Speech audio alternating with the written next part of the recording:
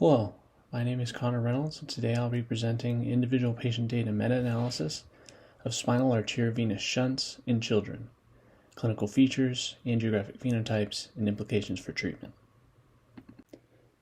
Pediatric spinal arteriovenous shunts are a rare vascular malformation with an estimated annual incidence of 1 in a million patients.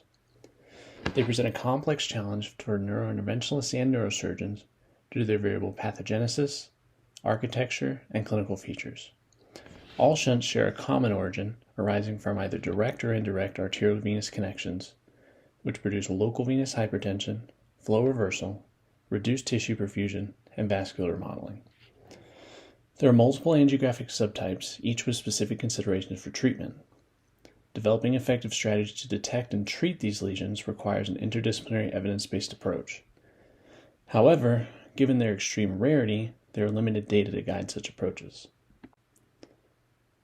To address this, we sought to elucidate the epidemiology, clinical manifestations, angiographic phenotypes, and outcomes for spinal arteriovenous shunts in children. We began by retrospectively reviewing the UCSF neurointerventional database for all patients under 21 years old who presented with spinal arteriovenous shunts between January 1996 and July 2021.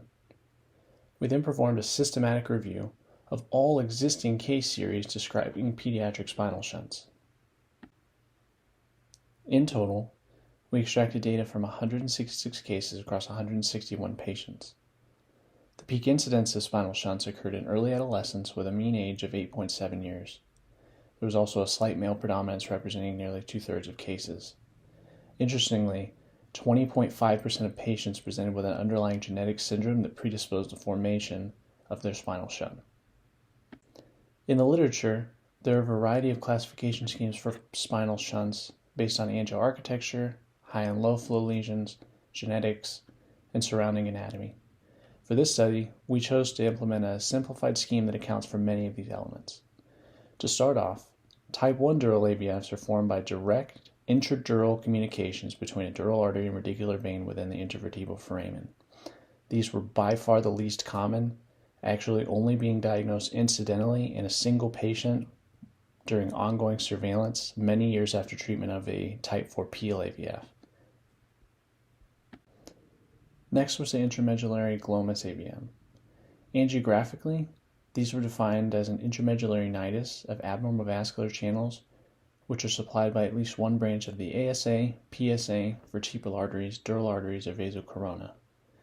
Clinically, they were the most likely of all subtypes to present acutely, and 51% presented with hemorrhage. For treatment, while a variety of approaches were utilized, these lesions saw greater improvement in disability indices with embolization when compared to surgery alone. Angiographically, type 3 juvenile AVMs tended to be the most voluminous of all shunts. They were defined by an intramedullary transspatial nidus that can involve the intra and extradural spaces. Clinically, 100% of these lesions presented with some degree of motor weakness. Most type 3 AVMs were treated by embolization and saw greater improvements in disability with embolization alone compared to all other treatment modalities. Type 4 perimedullary AVFs were the most common subtype, representing 36% of cases. Angiographically, these are defined by direct intradural connections between the major spinal arteries and coronal venous plexus. These lesions tended to become clinically apparent when pathologic preservation of pedal spinal veins led to hypertensive myelopathy. Clinically, 80% presented with weakness, and 31% presented with bladder incontinence or retention. Although the majority of type 4 AVFs were treated with embolization alone, they tended to show the greatest improvement in disability indices after surgery. Finally, type 5 extradural paraspinal shunts were the second most common subtype, representing 25.9% of overall cases. Angiographically, these are a heterogeneous class of lesions arising within the extradural space, supplied by the vertebral, intercostal, and lumbosacral arteries. Because these are more superficial than all other subtypes, nearly half presented with a murmur or thrill that could be appreciated on physical exam. Also, compared to other lesions, nearly half were clinically silent and none presented with hemorrhage. In adults, It has long been held that complete angiographic obliteration is required to truly cure these lesions. However, our analysis found no significant difference in functional outcomes or recurrence rates between completely and partially obliterated lesions. Finally, looking at the spatial distribution of lesions along the cord, we found that a majority presented within the cervical and thoracic cord regions. So what are our key takeaways?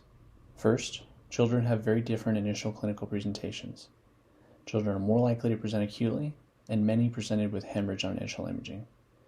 Children may also form lesions in at-risk areas of the spinal cord, namely the thoracic and cervical spine.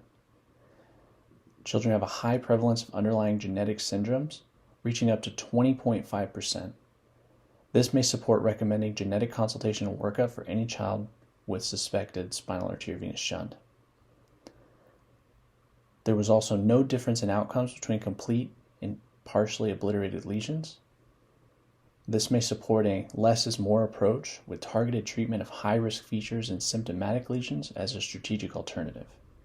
However, cross-institutional longitudinal registries with well-defined data are still needed to address recurrence rates in the long-term natural history of spinal arteriovenous shunts.